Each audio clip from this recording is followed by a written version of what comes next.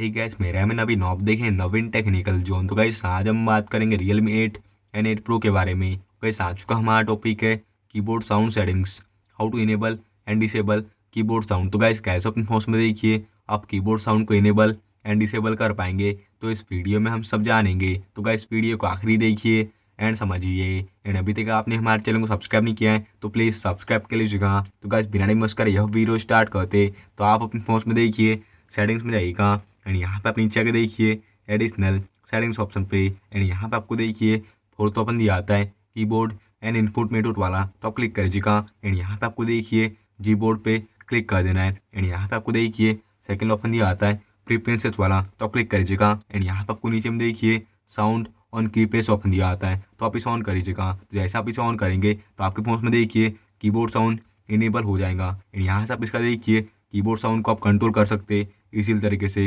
अगर आप अपने फोन में देखिए कीबोर्ड साउंड को डिसेबल करना चाहते तो आप इस टाइप से इसे डिसेबल भी कर पाते। तो इस टाइप से देखिए आप अपने फोन में कीबोर्ड साउंड को इनेबल एंड डिसेबल कर पाते इसी तरीके से। तो गाइस ये था आज का हमारा टॉपिक।